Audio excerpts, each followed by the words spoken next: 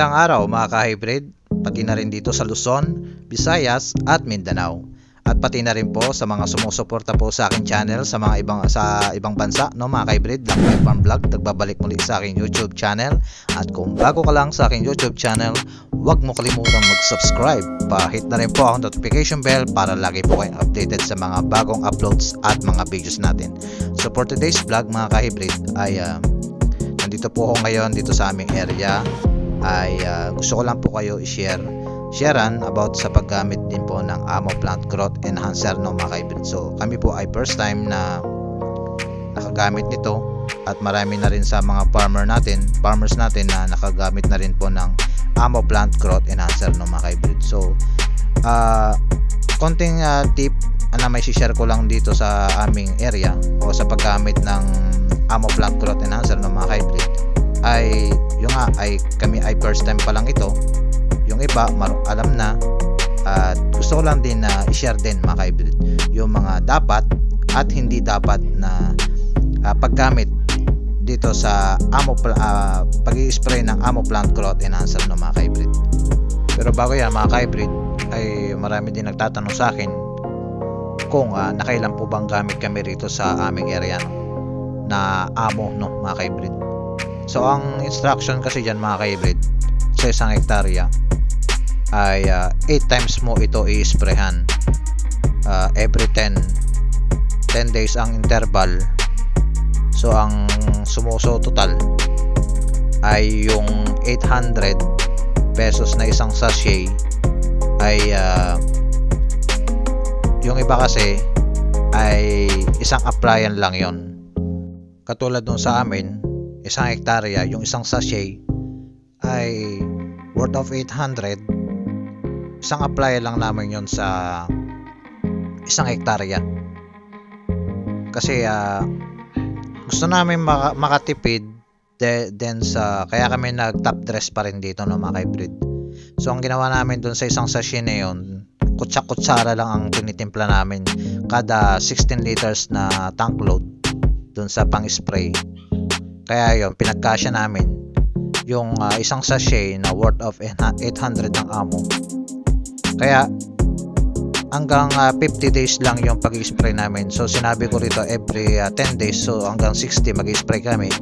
So ang sinabi ko dun sa last yung tillers na aking binlog ay kukunti na lang yung natira. Yung nga lang hanggang 5 times na lang yung isang sachet namin ginamit.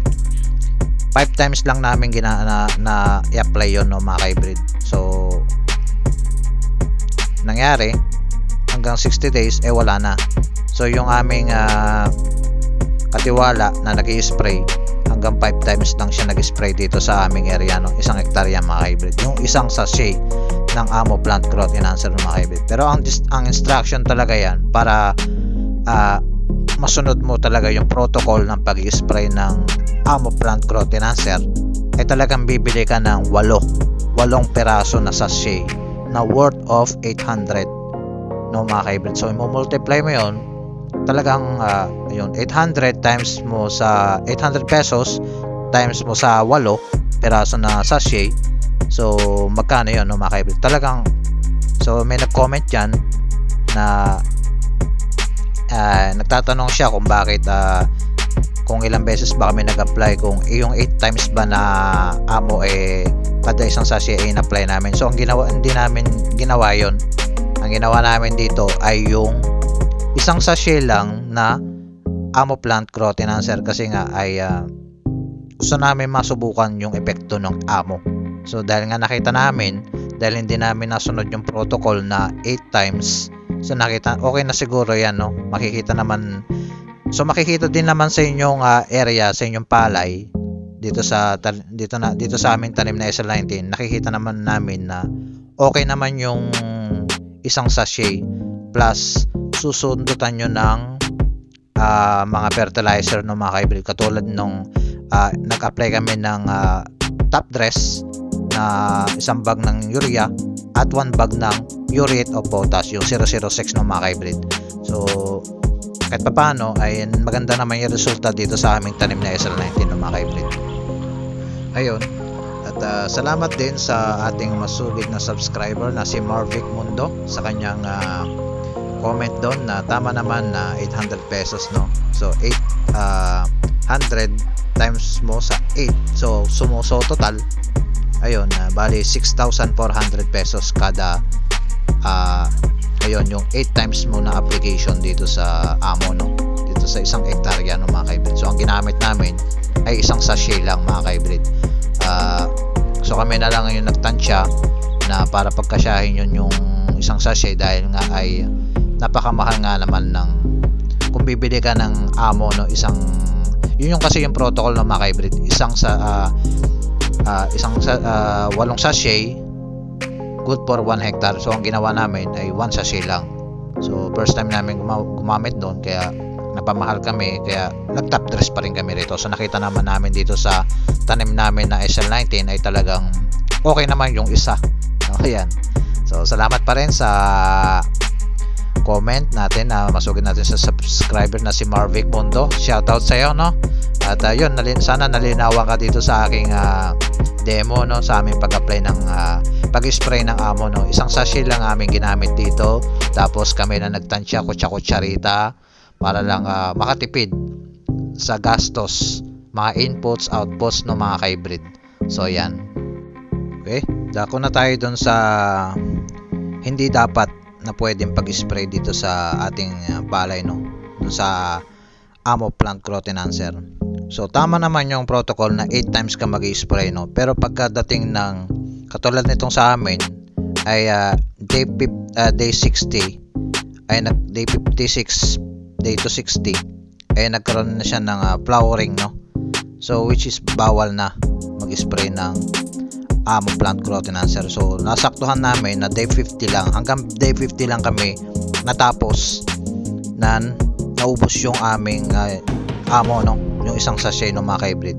So hindi na kami nakapag spray ng day 60 dahil nga ay hindi na po pwede na mag-spray kayo ng amo pagka ganito po yung early stage ng yung palay. Pero pagka day 60 pa rin, pero halimbawa nasa booting stage pa lang siya at milking stage, or day 70 booting or milking, ay pwede pa rin kayo mag-spray, no, mga ka-hybrid. Yun yung pwede, no, mga ka-hybrid, na pag-spray ng amo plant growth enhancer. Pagka booting at milking, pwede po kayo mag-spray. Pagka flowering, hanggang nagkaroon na po siya ng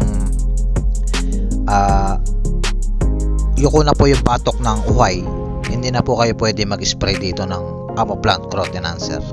So yan lang, mga ka-hybrid, ng aking mai-share, no, mga ka-hybrid. So base na rin dun sa instruction na aking nabasa, no, mga ka-hybrid. So minsan hindi namin nakita yung instruction. So yun, nag-chat ako dun sa mismong amo official page, ay yun nga, nakita namin dun yung instruction na pagka milking at booting pwede pa mag-spray basta umabot ng 8 times. Basta umabot siya doon sa ikawalo hanggang nagbubuting pa rin siya at magmi-milking, pwede pa rin. Pero pag halimbawa katulad nito sa amin ay nag-flowering na siya ng day 60 o 56, day 55, 56, ay hindi na po pwede, no, mga ka-hybrid. Buti na lang ay naubos na yung aming amo plant growth enhancer sa day 50 na. 5 times namin in-apply, o yung 5 times namin pag-apply rito, no, mga ka-hybrid. So yun lang, mga ka-hybrid, yung share ko sa inyo yung hindi dapat at dapat sa pag-spray ng amo plant growth enhancer dito sa inyong area. So sa palay, no, mga ka-hybrid, para makaiwas din sa mga tulyapis, yung mga impis na yung kumbaga ipa-ipa na nakikita natin sa palay, no, pag hinarvest ay talagang pulido, no, puro bunga talaga siya, hindi siya tulyapis, no, na nakaka-cause din ng loss of yield, no, mga ka-hybrid. So lang, mga ka-hybrid, share ko lang sa mga munti kong kaalaman na napansin dito sa instruction ng amo, ng protocol dito sa amo plant growth enhancer. So yun lang, maraming salamat, ingat po at God bless.